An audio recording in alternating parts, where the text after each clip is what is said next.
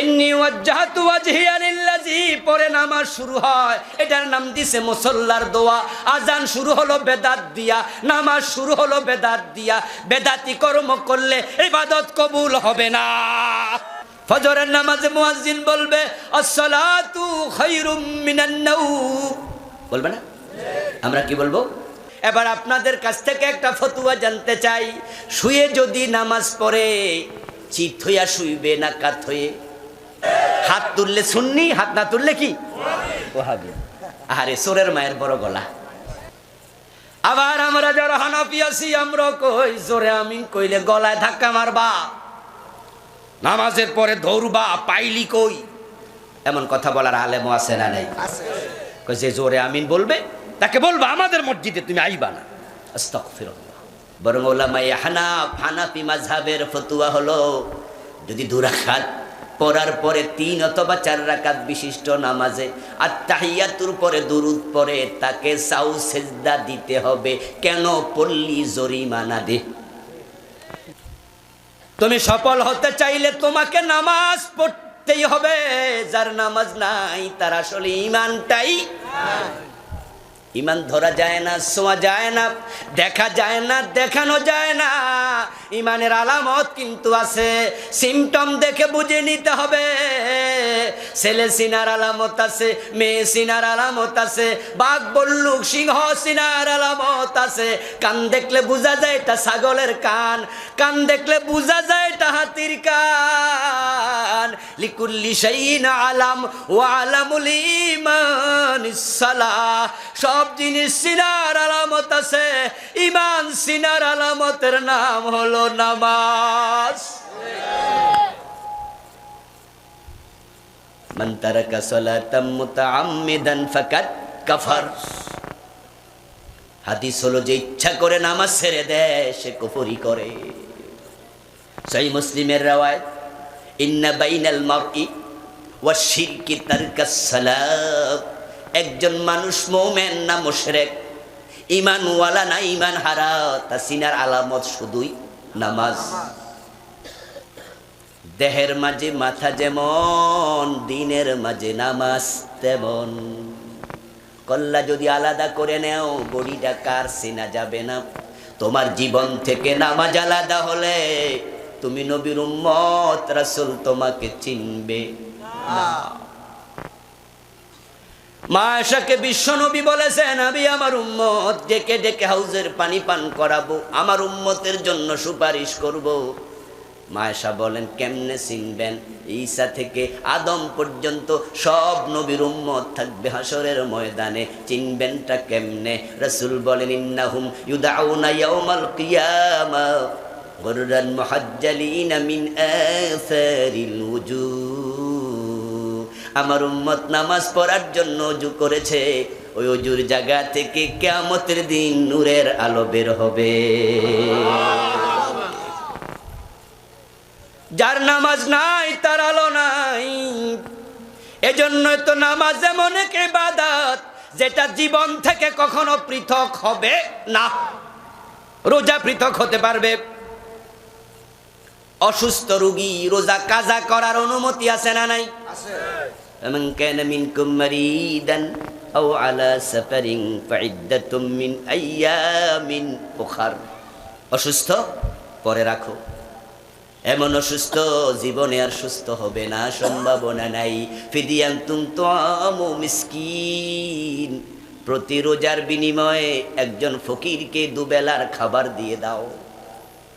রোজাই লাগবে না, তুমি গরিব, হজের প্রয়োজন নাই, হজ মাফ।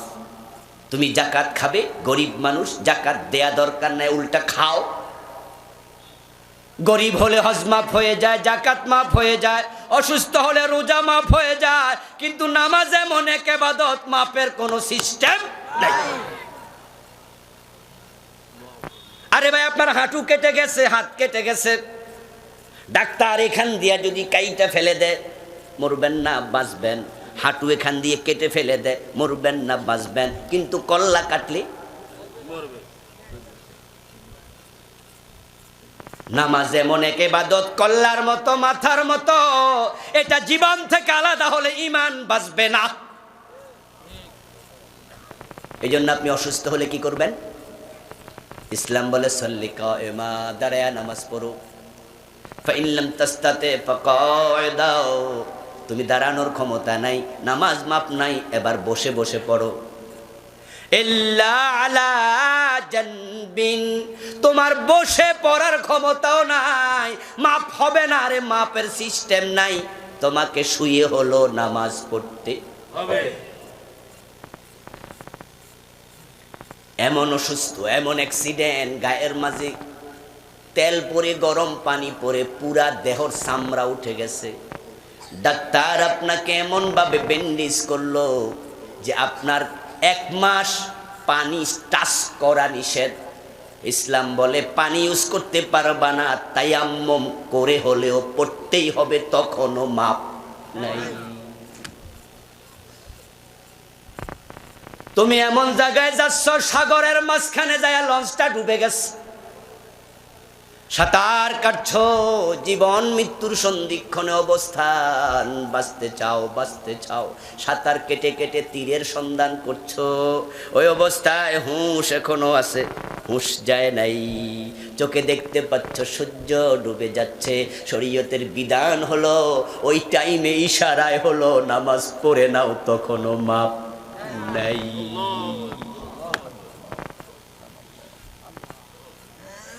দাঁড়ায়া পারোনি, বসে বসে পারোনি, শুয়া পড়তেই হবে।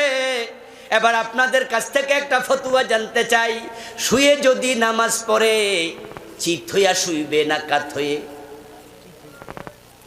বলেন, কথা কইতেও সব আমার দিয়ে কন যাব না। চিত হয়ে না কাত হয়ে? কাত হয়ে। শুইয়া শুইয়া যদি পড়েন, চোখ দিয়ে ইশারা, ঠ্যাং দিয়া, মাথা দিয়া করেন, শুইয়া তো পড়বেন, শীত হইয়া না কাইত হইয়া? শীতের পক্ষে কে কে বলেন তো দেখি? শীতের পক্ষে আছে অনেক, আর বাকি সব কাইত। আচ্ছা, এবারে হ্যাঁ, দোনো পক্ষে আছে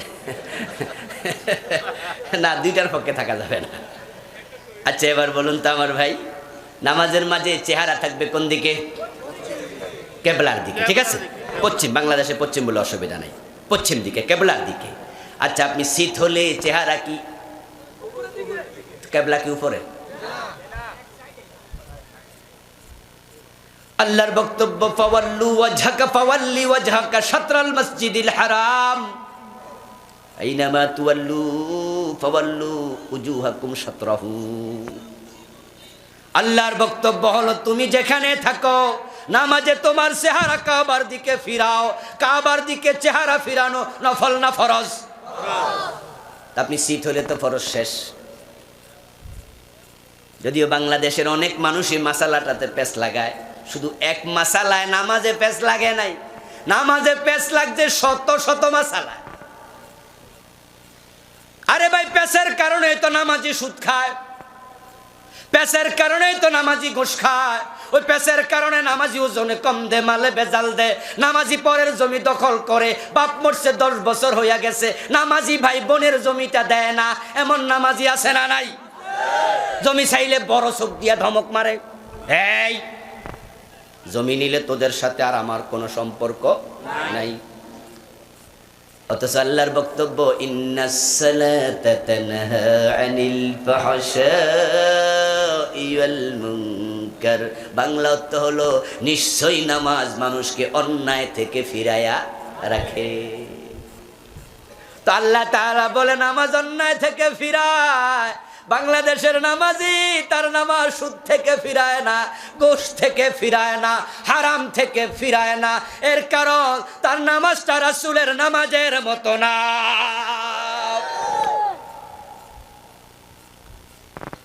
আচ্ছা, আপনারা যারা হজ করছেন তারা একটু বলবেন, বা উমরা করছেন, আমরা যখন ইহরাম পরি তখন কি মাথায় টুপি থাকে না? থাকে না?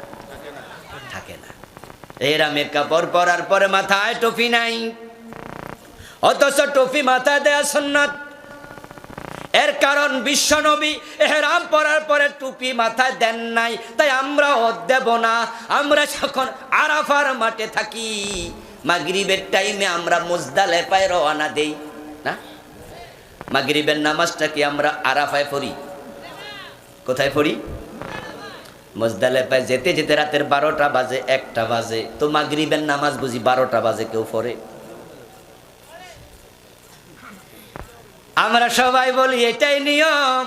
আমার নবী এহরামের পরে টুপি পরে নাই, আমরাও পরবো না। এহরামের পরে তিনি পাঞ্জাবি গায়ে দেয় নাই, আমরাও দেব না। সেলাইবিহীন কাপড় পরেছেন, আমরাও তাই পরবো। মাগরিবের নামাজ যারা পায় পরে নাই, আমরাও পরবো না। এতে বোঝা যায় আমার হজ রাসূলের মতো হওয়া লাগবে, না হয় হজ হবে না। এবার বলুন, রাসূলের মতো নামাজ দরকার আছে না নাই? কিন্তু রাসূল কয় তুমি কাত হয়ে নামাজ পড়ো। আপনারে শীত হইতো কইল কে? শীত হওয়াকে আরবিতে বলা হয় ইত্তেজা। কি বলে? সাল্লি কায়মা ওয়া ইন লাম তাস্তাতি ফাকায়দা ইল্লা মুত্তাজিআন। রাসূল এটা বলে নাই, বলছে ইল্লা আলা জানবিন। তুমি কাত হয়ে পড়ো। চেহারা যদি আপনি কাবার দিকে ফিরাতে চান, শীত হলে হবে না, উত্তর দিকে অথবা দক্ষিণ দিকে মাথা দিয়ে কাত হলে চেহারাটাও ফিরবে, শুয়েও নামাজ আদায় হবে। ফরজ তরক হওয়ার সম্ভাবনা আর নেই। রাসূলের মতো নামাজ হয় না, আজান হয় না। এই দেশের মানুষ দ্বীনের মাঝে বিকৃতি শুরু করে দিয়েছে, বেদাতি হয়ে গেছে, সুন্নাহ থেকে সরে গেছে, ইবাদত কবুল হওয়া বন্ধ হয়ে গেছে। এই কষ্ট থেকে আমি এই বইটি লিখেছি, হাদিসের বৈচিত্র্যে পূর্ণাঙ্গ নামাজ। বাংলাদেশের নামাজিদের যে প্রবলেমগুলো আমি আল্ট্রাসনোগ্রামের মতো, এক্সরে মেশিনের মতো ধরে ধরে হাদিস দিয়ে, কিতাব নাম্বার, হাদিস নাম্বার দিয়ে তুলে ধরেছি। কত জায়গায় যাই সফর করতে, দেখি আজানের আগে দুরূদ শরীফ দিয়ে আজান শুরু হয়, এমন এলাকা আছে না? না। ইন্নী ওয়াজ্জাহতু ওয়াজহিয়া লিল্লাযী পরে নামাজ শুরু হয়, এটার নাম দিছে মুসল্লার দোয়া। আজান শুরু হলো বেদাত দিয়া, নামাজ শুরু হলো বেদাত দিয়া। বেদাতি কর্ম করলে ইবাদত কবুল হবে না। তাই তোমার নামাজ তোমার সুদ থেকে ফিরায় না। বিশ্বনবী সাল্লাল্লাহু আলাইহি ওয়াসাল্লাম আজান শিখিয়েছেন। আবু মাহজুরা বলেন, আল্লামানান নবী সাল্লাল্লাহু আলাইহি ওয়াসাল্লাম আযান ওয়াল ইকামা। আমার নবী মুহাম্মদ আযান কামর শিখাইছে। আব্দুল্লাহ ইবনে যায়েদ রাদিয়াল্লাহু তাআলা আনহু স্বপ্ন যোগে আযান পাইছে, নবী মুহাম্মদকে শুনাইছেন। হযরত বেলালকে রাসূল বলে আযান দাও, আযান শুরু হবে আল্লাহু আকবার দিয়ে। কিন্তু কিছু এলাকায় গেলে দেখি আসসালাতু ওয়াসসালামু আলাইকা ইয়া রাসূলুল্লাহ। আছে না? আছে না? আমি জিজ্ঞাসা করি, কিরে ভাই, আমার এক আত্মীয় আছে এরকম করে, ছোট ভাই, বয়সে ছোট। কিরে এটা পাইলি কই? কই ভাই পাই নাই। তো পরশ কেন? কই ভালো লাগে।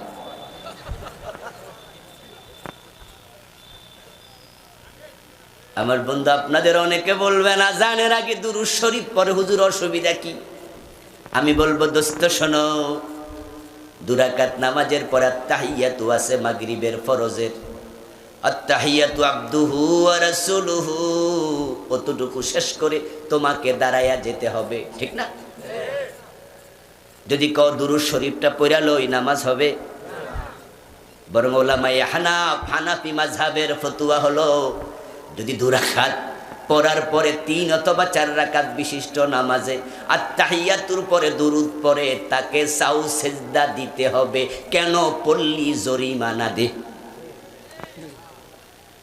এই ভুলের কারণে সাউ সেজদা দেয়া ওয়াজিব, না দিলে কবিরা গুনাহ হবে। আপনি বলবেন হুজুর দুরূদ পড়ছি, খারাপ কি? উত্তর হলো, রাসূল যা করে নাই, সাহাবারা যা করে নাই, তা করা যাবে না। রাসূল সাহাবা যা করেছে তা ছাড়াও যাবে না। ইসলাম তোমার মন মতো নয়, বাড়ানো যাবে না, কমানো যাবে না।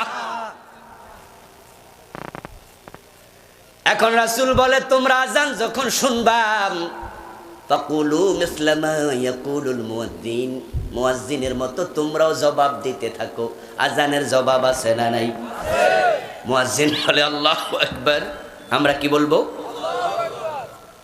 সাদেন। মুয়াজ্জিন বলবে আল্লাহ আশহাদু আল্লা ইলাহা ইল্লাল্লাহ, আমরাও ঠিক তাই বলবো, ঠিক না? মুয়াজ্জিন বলবে আশহাদু আন্না মুহাম্মাদার রাসূলুল্লাহ, আমরা কি বলবো?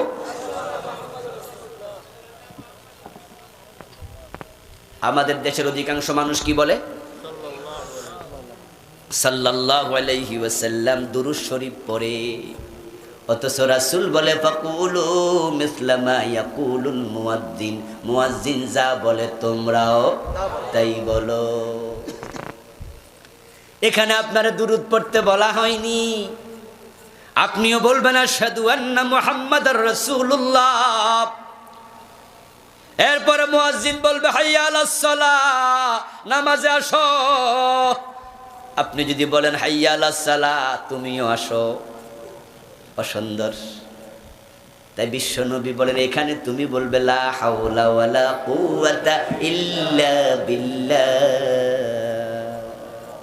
রাসূল এখানে ব্যতিক্রম বলেছে, আমরাও ব্যতিক্রমটা বলবো। মুয়াজ্জিন বলবে হাইয়া আলাল ফালাহ, আমরাও কি বলবো? কথা বলেন, লা হাওলা ওয়ালা কুওয়াতা ইল্লা বিল্লাহ।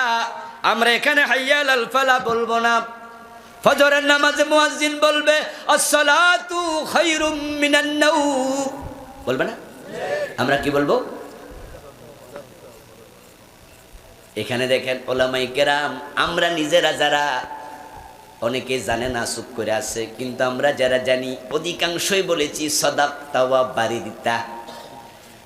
অথচ আল্লামা মোল্লা আলী কারি রাহিমাহুল্লাহ বলেন লাইসা লাহু আসলুন, এই কথার কোনো ভিত্তি নাই। কিতাবের নাম আল আসরার আল মারফুয়া, পৃষ্ঠা 233। বিন বাজের ফতোয়া দেখেছি, তিনিও বলছেন লাইসা লাহু আসলুন। ইবনে উসাইমিনের ফতোয়া দেখছি, তিনি বলছেন লাইসা লাহু আসলুন। আলহামদুলিল্লাহ 20-21 বছর ধরে পড়াচ্ছি বুখারী মুসলিম হাদিসের কিতাব, আজ পর্যন্ত পাই নাই সাদাকতা ওয়া বারিরতা। কিন্তু আমরা বলে আসছি, গবেষণা করতে গিয়ে দেখি এটার কোনো ভিত্তি নাই। বরং মুয়াজ্জিন বলবেন আসসালাতু খায়রুম মিনান নাওম, আমরাও বলবো আসসালাতু খায়রুম মিনান নাওম।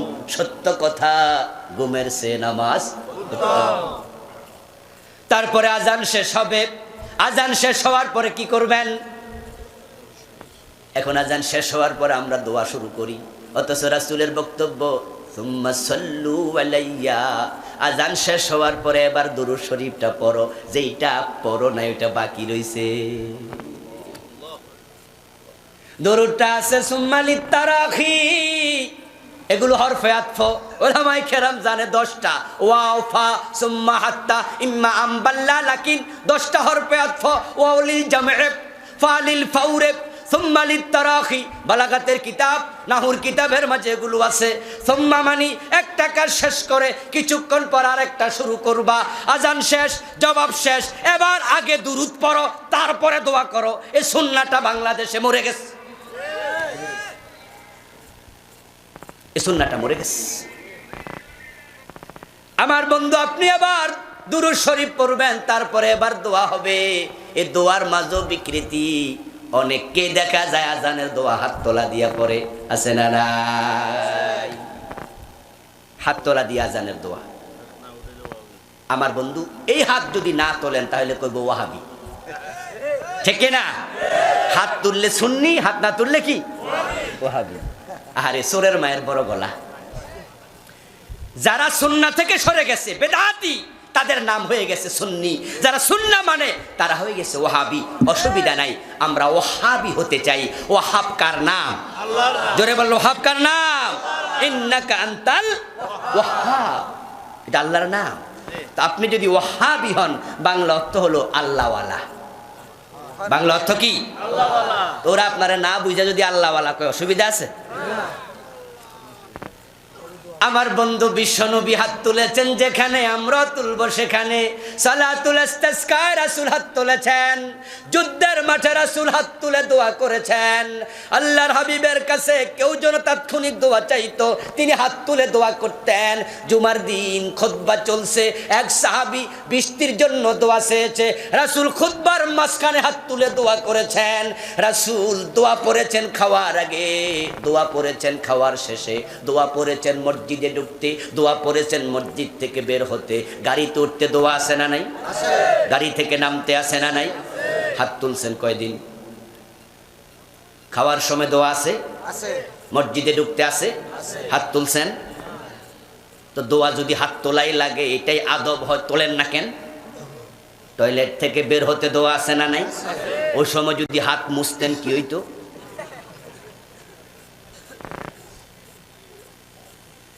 আল আদিয়া আল মাসুরা, স্বাভাবিক অবস্থায় দোয়া আছে। দোয়া মুসলমানের জীবনকে পরিবর্তন করে রেখেছে।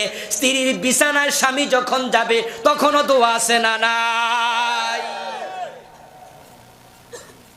আপনার ঘুমানোর সময় দোয়া আছে, ঘুম থেকে উঠেও দোয়া নাই কোথায়? সব জায়গায় আমরা হাত তুলি না। তো ঠিক আজানের পরে দোয়া আছে, রাসূল হাত তুলেছেন, সাহাবারা হাত তুলেছেন, একটা হাদিসেও নেই। কেন তোলেন? মজা লাগে। তারপরে আবার নামাজ শুরু। নামাজের শুরুতে মুসাল্লার দোয়া ইন্নী ওয়াজ্জাহতু দিয়া শুরু করলেন। রাসূলুল্লাহ দোয়া পড়েছেন, হাদিসে পাওয়া যায়। আমি তিরমিজির হাদিস এনেছি, এই বইটাতে যত সঙ্গতি সব এনেছি, যেগুলো দরকার তাও এনেছি। ছুটেছে খুব কম, সব এক বইতে সম্ভব হয় না। আমার বন্ধু বিশ্বনবী ইন্নী ওয়াজ্জাহতু পড়েছেন, হাদিসে পাওয়া যায় মাঝে মাঝে, তবে তাকবীরে তাহরিমা দেয়ার পরে। তাকবীরে তাহরিমা দেওয়ার পরে তিনি সুবহানাকাল্লাহুম্মা বিহামদিক, আমরা যেটা পড়ি এটা পড়েছেন। তিনি পড়েছেন আল্লাহুম্মা বাঈদ বাইনি ওয়া বাইনা খাতায়ায়া কামা বাআতাল বাইনাল মাশরিকি ওয়াল মাগরিব। তিনি পড়েছেন ইন্নী ওয়াজ্জাহতু ওয়াজহিয়া লিল্লাযী। এক এক সময় পড়তেন, কিন্তু তাকবীর দেওয়ার আগে ইন্নী ওয়াজ্জাহতু কখনো পড়েন নাই। বাংলাদেশের লোকেরা ধাক্কায়া পিছে তার সামনে নিছে। তারপরে বন্ধু মজার ব্যাপার হলো, নামাজ যখন আমরা সালাম ফিরাই, বিশ্বনবী সালাম ফিরাইয়া বলতেন আল্লাহু আকবার একবার, আস্তাগফিরুল্লাহ বলতেন তিনবার, 33 বার সুবহানাল্লাহ, 33 বার আলহামদুলিল্লাহ, 34 বার আল্লাহু আকবার বলতেন। পড়তেন আয়াতুল কুরসি। সব ফরজ নামাজের পরে আয়াতুল কুরসি আছে না নাই? হাদিস হলো, যে ব্যক্তি সব ফরজের পরে আয়াতুল কুরসি বলবে, লা তামনাহু মিনাল জান্নাত, লা ইয়ামনাহু মিনাল জান্নাতি ইল্লাল মাউত, তার মাঝে আর জান্নাতের মাঝে বাধা শুধু মৃত্যু, শুধু মৃত্যু। মরতে দেরি, জান্নাত পেতে দেরি হবে না। এখন আমাদের দেশে তাসবিহগুলো চলমান না মরে গেছে?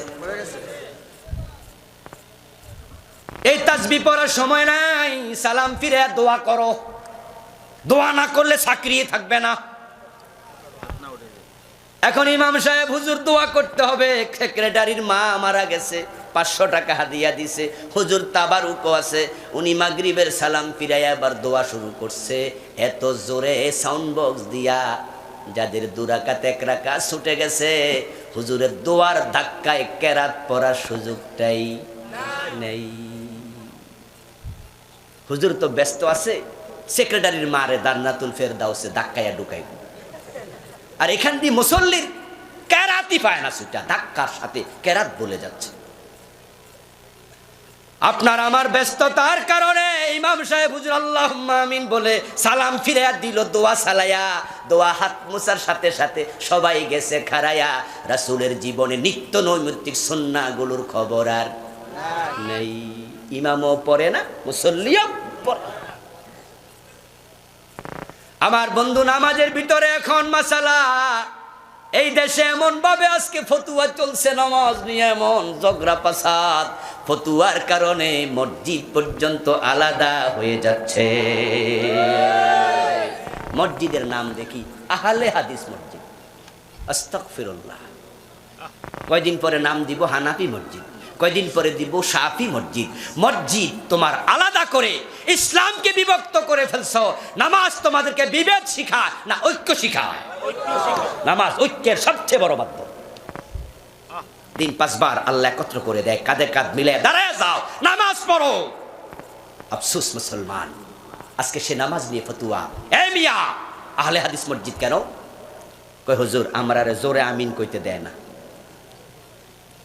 এই জোরে আমিন কর লাগা মসজিদ আলাদা করে ফেলছে, আস্তাগফিরুল্লাহ। আবার আমরা যারা হানাফি আছি আমরা কই জোরে আমিন কইলে গলায় ধাক্কা মারবা, নামাজের পরে ধরবা, পাইলি কই, এমন কথা বলার আলেমও আছে না নাই? কই যে জোরে আমিন বলবে তাকে বলবা আমাদের মসজিদে তুমি আইবা না, আস্তাগফিরুল্লাহ। ব্যক্তিগতভাবে জোরে আমিন বলার পক্ষে আমিও নই, এর মানে আমি বলি না আমিও হানাফি। কিন্তু বন্ধু কেউ যদি জোরে আমিন বলে তাকে ঘাড়ে ধাক্কা করে বের করে দিবা অধিকার তোমার নাই। মসজিদ কার? হানাফির মসজিদ নাই, শাফির মসজিদ নাই, আহলে হাদিসের নাই। আন্নাল মাসাজিদা লিল্লাহ, আল্লাহ কোরআনে বলে মসজিদগুলোর মালিকানা আল্লাহ। আপনারা যারা হজ উমরায় গেছেন সেখানে জোরে আমিন বলার লোক আছে না নাই? গাড়ে ধাক্কা দিয়েছেন কয়দিন? আরে ভাই আপনি প্রয়োজনে বুঝাতে পারেন, যে জোরে আমিন বলেছে আপনি তাকে বলেন ভাই তুমি আরো একটু আস্তে বলিও, আমরা ডিস্টার্ব ফিল করি। যদিও এটা ডিস্টার্ব ফিল করার কিছু না, এটা হচ্ছে একটা সুতা, তোমার একটা অপ্রয়োজনীয় ওজর। নবী মুহাম্মাদের গর্দানের মাঝে নামাজ চলাকালে হাসান হুসাইন দুইজন একসাথে উঠছে, এমন হাদিস আছে না নাই? ওনার তখনও ডিস্টার্ব হলো না, তুমি জোরে আমিন শুনে ডিস্টার্ব হয়ে গেল। আচ্ছা যদি ডিস্টার্ব সত্যি তোমার হয় তুমি তো সুন্দর করে বুঝাতে পারো, বুঝানোর পারে। যদি সে না শোনে সে তোমাকে বলে জোরে আমিন বলার পক্ষেও আবু দাউদে দুটি হাদিস আছে, এটাও আমি এনেছি। আমি এক পেশে লেখি নাই, সবাইকে একসাথ করে দিতে চাই। আমরা বেদাতের ব্যাপারে হব আপোষহীন, সুন্নাহর ব্যাপারে হব উদার। কাবার মসজিদ আমাদের জন্য নিদর্শন, সেখানে কেউ উপরে হাত বাঁধে, কেউ এখানে বাঁধে, কেউ এখানে বাঁধে, কেউ জোরে বলে আমিন, কেউ আস্তে বলে, ঝগড়া হয় না। ঠিক বাংলাদেশও নামাজের মাসালা নিয়ে ঝগড়া করা যাবে না, এ অনুমতি ইসলামে নাই। জোরে আমিন সে বলেছে, তার পক্ষে দলিল আছে, তোমাকে দেখাইলো আবু দাউদের দুটি হাদিস। এবার তোমার দায়িত্ব চুপ করে যাওয়া, তুমি বলবা ঠিক আছে ভাই তুমি যদি বলতে চাও এটা তোমার ব্যাপার, কিন্তু আমরা বলি না আমাদের পক্ষ দলিল আছে না নাই। এখন আমাদের চরিত্রগুলো কেন জানি খিটখিটে হয়ে গেছে। রাসূলুল্লাহর বক্তব্য বাচ্চাদেরকে মসজিদে নিয়ে নামাজের প্রশিক্ষণ দিতে হবে, কেমনে নামাজ পড়ে, ইমামরে কেমনে অনুসরণ করে। তুমি তোমার সন্তানকে মসজিদে নাও, 7 বছর বয়সে সাথে করে নাও, 10 বছর বয়স হলে না পড়লে প্রয়োজনে পিটাও, হাদিস আছে না নাই? কিন্তু কিছু মুরব্বীর আচরণ দেখলে বড় কষ্ট লাগে। ছোট বাচ্চা যদি একটু দুষ্টামি করে আজরাইলের মতো চাইপা ধরে। ছোট বাচ্চা যদি কোনো মসজিদে যাই একটু হাসি তামাশা করে, নামাজের সালাম ফিরাইয়া কে কার পুত্রে, মানে হে নামাজের ভিতরে খেপতে থাকে, এই কার ছেলে, এটা কার ছেলে। বাপের ডরেও পরিচয় দেয় না যে আমার ছেলে। বাপের কাছে তখন মনে হয় হেরে মসজিদ আইনা কবিরা গুণা করছে। বাচ্চাকে কাছে যায় এমন জোরে ধমক দেয়, বাচ্চা কেঁদে দেয়, ভয় পায়। পরের দিন বাপে যদি কয় করে আব্দুল সালাম মসজিদে চল, বাচ্চা কয় বাবা জীবনেও আর। আমাদের পজিটিভ হওয়া দরকার। সম্মানীয় ভাইয়েরা, তারাবি নিয়ে ইখতিলাফ, জুমার সুন্নাহ আগে পরে আছে কিনা ইখতিলাফ, ঈদের নামাজের তাকবীর নিয়ে ইখতিলাফ চলছে, ফতোয়ার বর্ষণ। ইখতিলাফ তৈরি হয়েছে, ইখতিলাফ ছিল, ইখতিলাফ আছে, ইখতিলাফ থাকবে, কিন্তু বিভেদ তৈরি করা যাবে না। এসবগুলো বিষয়কে সলিউশন দেওয়ার চেষ্টা করেছি। ওলামায়ে কেরাম বইটি যদি নিতে চান স্টেজে আছে, জেনারেল মানুষদের উপকার হবে। শিরকের উপরে একটি লিখেছি, বেদাতের উপরে লিখেছি, স্টেজে দোয়ার পরে পাবেন ইনশাআল্লাহ। আল্লাহ তাআলা আমাদের সকলকে সফল জান্নাতি মুমিন হিসাবে কবুল করুন, বলি আমিন। আমরা দোয়ার দিকে যেতে চাই। আল্লাহুম্মা আমিন। আল্লাহুম্মা আনতাস সালাম ওয়া মিনকাস সালাম।